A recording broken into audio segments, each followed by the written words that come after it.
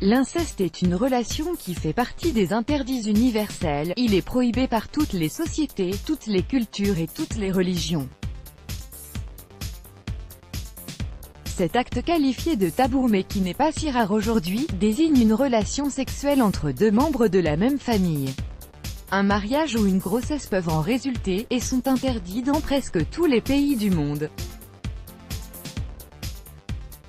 C'est le cas en Espagne, où ce frère et cette sœur sont amoureux l'un de l'autre et attendent leur premier enfant. Découvrez leur histoire. D'après les résultats du sondage élaboré par le site Harris Interactive pour l'Association internationale des victimes d'inceste, EVI, 4 millions de Français auraient été victimes d'inceste, soit 6% de la population.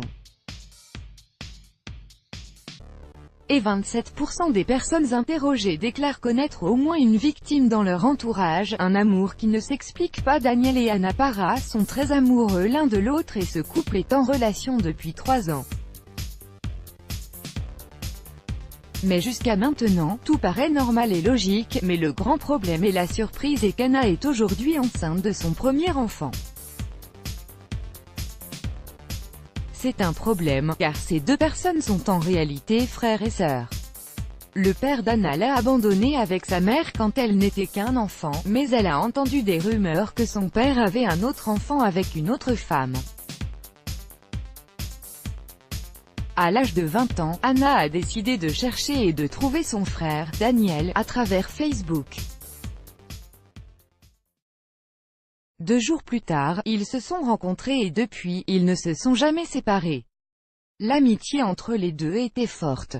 Ils avaient beaucoup de points en commun et s'entendaient très bien. Mais très rapidement, cette relation d'amitié est devenue bien plus que ça. Ils sont tombés amoureux l'un de l'autre. Au début, bien sûr, ils étaient tous les deux choqués et n'osaient en parler à personne, mais après ils ont décidé d'assumer leur relation au grand jour. Pour éviter les réactions de leur entourage et les critiques, le couple a été invité sur le plateau de télévision d'une chaîne espagnole et a décidé d'avouer sa relation incestueuse devant leur famille et devant tous les téléspectateurs. Cette déclaration a évidemment déclenché toutes sortes d'opinions. Beaucoup de personnes ont été choquées par ce qu'ils ont entendu, ce qui a causé beaucoup de critiques et même des lettres de menaces. Mais d'autres personnes les ont soutenus et ils ont même considéré leur déclaration comme un geste très romantique. La mère d'Ana désapprouve totalement cette relation et depuis elle a décidé de rompre toute relation avec sa fille. Contrairement à leur père qui était heureux et fier de leur relation. Aujourd'hui, Ana a 28 ans et travaille comme vendeuse dans un magasin, et Daniel est âgé de 25 ans et travaille dans un supermarché. Le couple partage une maison, un chien et bien sûr le même père. Leur relation s'est même beaucoup développée et dans environ 12 semaines Ana va donner naissance à leur premier enfant. C'est là où les choses deviennent encore plus compliquées, les bébés nés de la consanguinité sont 25% plus susceptibles d'être porteurs de maladies graves et de déformations.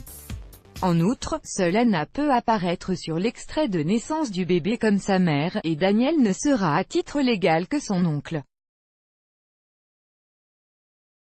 Le couple vit à présent son histoire d'amour d'une manière normale et se concentre sur la joie et l'excitation provoquée par l'arrivée du bébé. L'histoire de Dani et Ana Parra, le frère et sa sœur qui attendent un bébé, comme dans la plupart des pays, le mariage entre frères et sœurs n'est pas légal en Espagne. Toutefois, Daniel et Ana aimeraient tout de même officialiser leur union par une célébration symbolique devant leurs proches et leurs amis, bien que leur relation puisse être mal vue ou même mal jugée par beaucoup de gens. Ces deux personnes semblent être très amoureuses et très attachées l'une à l'autre et elles ont évidemment fait preuve de courage en annonçant leur relation à tout le pays. Et vous, que pensez-vous de ce type de relation? Seriez-vous prêt à les soutenir ou bien allez-vous les critiquer? Let's block ADS, why?